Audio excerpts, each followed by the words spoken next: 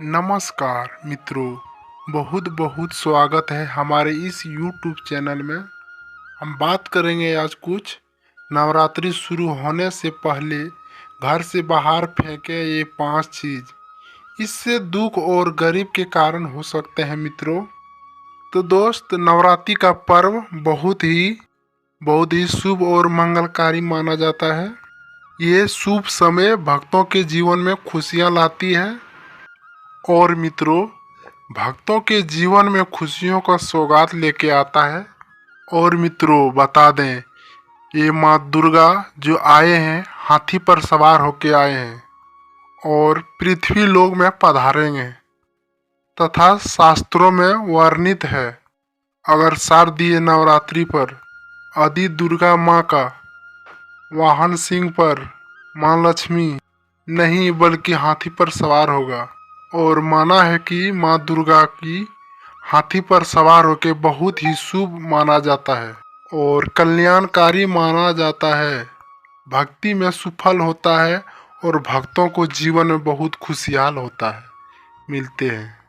और दोस्तों, इस बार नवरात्रि पूरे 9 दिन तक मनाए जाते हैं और एक भी दिन पूरा ना कम, पूरे 9 दिन तक मनाई जाएगी। माता दुर्गा वाले, माँ शेरा वाले पूजा अर्चना सही ढंग से मनाया जाएगा। शारदीय नवरात्रि माँ दुर्गा का पर्व 2023 में 15 अक्टूबर को शुरू होकर और 23 अक्टूबर रविवार के दिन विजयदशमी होंगे और समाप्त हो जाएंगे उसी दिन। और इसे माता दुर्गा का कृपा पाने के लिए मित्रों और कलश स्थापना का शुभ मुहूर्त है। और मित्रों, 15 अक्टूबर दिन 11:34 में कलश स्थापना का पहला पूजा शुरू अर्चना है, दोपहर 12:30 तक। और मित्रों, मंदिर को अच्छे ढंग से साफ सुथरा करके, अगर पहले का टूटी हुई कोई फोटो अगर माँ दुर्गा शेरा वाली का है तो उसको नदी में ले जाकर के विसर्जन कर दें। और माचिस का डब्बा अगर हो तो उसे भी विसर्जन कर दें, फेंक दें। और अगरबत्ती का डब्बा हो तो बाहर फेंक दें। सही सलामत से उसको साफ सुथरा करके और माँ शेरा वाली का जयकारा लगावें, तभी जा कर के भक्तजनों को पूजा पाठ में अर्चना में कई लाख गुना फायदे होंगे। ऐसे में जो व्यक्ति हैं नवरात्र आने से पहले घर से बाहर कर देते हैं तो उसके दुख हर लेते हैं माँ शेरा वाली।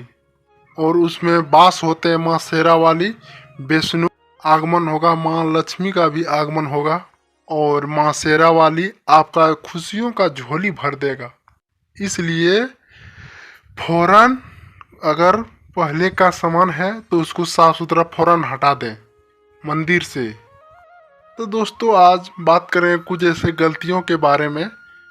अगर ऐसे होते हैं आपके घरों में तो माता लक्ष्मी प्रवेश, चाहे कितना भी पूजा पाठ कर लो, ऐसे क्या घर में माता लक्ष्मी कभी नहीं आती। ऐसे घर में देवी देवता भी प्रवेश रहता है। पूरे जानकारी के लिए दोस्तों इस वीडियो को पूरे देखें और लाइक भी करें। कमेंट में जय शेरा वाली माँ जरूर लिखें मित्रों। श्रद्धा दिल से जय माता शेरा वाली कमेंट में जरूर लिखें। माँ शेरा वाली जरूर लिखें और माँ लक्ष्मी भी जरूर लिखें। और माता शेरा वाली के नाम पर एक लाइक तो मिलते हैं मित्रों। और छोटी मोटी कोई अगर सामान आपके घर में है और उसे फौरन वहाँ से हटा दे जहाँ कलश का प्रस्थान करेंगे। और घर में किसी सदस्य को, छोटे बच्चों को उसे नवरात्रि नहीं करने चाहिए। उसका जान का खतरा हो सकता है, उसका जीवन में हर एक तरह का बात हो सकती है मित्रों। और इस व्रत में अधिक जरूरी शक्ति के व्रत है।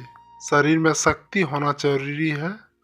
और माता शेरा वाली का फोटो अगर कांच से बनी हुई है तो कांच अगर थोड़ी सी भी उसमें दाग आ गई है तो नदी में जाके उसको प्रभावित कर दें।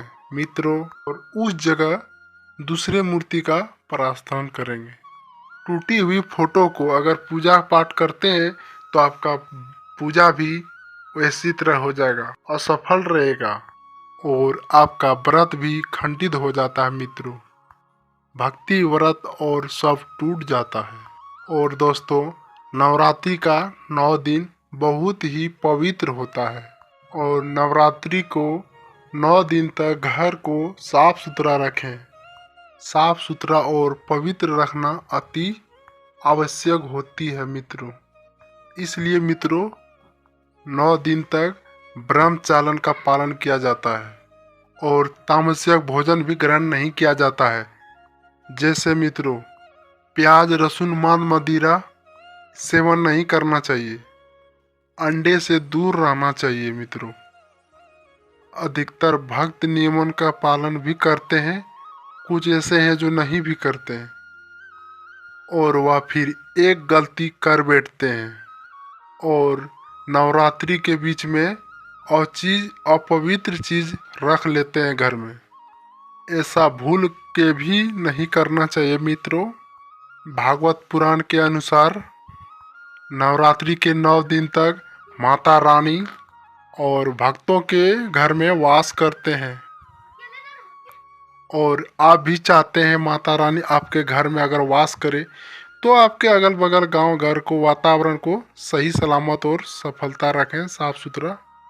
और नवरात्रि शुरू होने से पहले आपके घर में अगर कोई अशुद्ध चीज़ है तो उसे फौरन बाहर निकाल दें और पुराने वस्तुओं को बाहर निकालने के बाद गंगा जल का छिड़काव करना। भगवान गीता में लिखा है, भगवान कृष्ण कहते हैं, कोई भी कार्य करने से अगर गंगा जल की छिड़काव नहीं करते हैं तो कोई भी काम असफल रह जाता है, सफल नहीं हो पाता है। गंगा जल का भगवत में लिखा है, स्वयं गीता में बताया है, अगर आपके घर में, घर के बगल में किसी के हो तो उसे मांग कर ले आवें गंगा जल और छिड़काव करें, तभी जाके आप सफल हो पाएंगे और शुभ हो जाएगा। और ये करने से आपके वातावरण, घर बहुत शुद्ध, पूरी तरह से शुद्ध हो जाएंगे और आकारात्मक ऊर्जा भी नष्ट हो जाएगी। और जिसका घर में आकारात्मक शक्ति और साफ नहीं रहती है उसमें माँ लक्ष्मी स्वयं वास करते हैं और सदैव वास रहता है वो घर में। नवरात्रि शुरू होने से पहले अगर कोई फालतू सामान आपके फटे उटे हैं तो फौरन बाहर फेंक दें।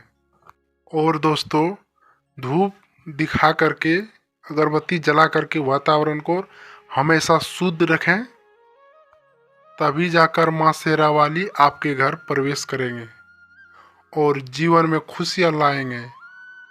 और जिस घर में कलश प्रार्थना करेंगे उस घर का द्वार बहुत पूरी तरह से सजावट करनी चाहिए और माता आकर्षित होती है तभी घर में जाके प्रवेश करते हैं। और द्वार को पूरी तरह से फूलों से सजाकर माता रानी का जो कागज चौकी पर सटाते हैं वो कागज हटा दें, कागज नहीं बिछानी चाहिए और लाल कपड़ा से उसको रखना चाहिए और काला और सादा कपड़ा भूल से भी कभी नहीं बिछाना चाहिए। और पूरी तरह से ध्यान रखें मित्रों, कपड़ा फटा नहीं होना चाहिए और साफ सुथरा करके द्वार पर कोई कचरा ना रखें। कचरा रखने से अशुद्ध हो जाता है। फिर आपके घर में कोई अगर घड़ी है तो उस घड़ी को खराब नहीं होनी चाहिए, वो चलना चाहिए घड़ी।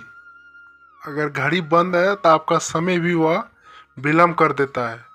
और नवरात्रि शुरू होने से पहले कोई घड़ी अगर बंद है तो उसे फौरन बाहर निकाल लें।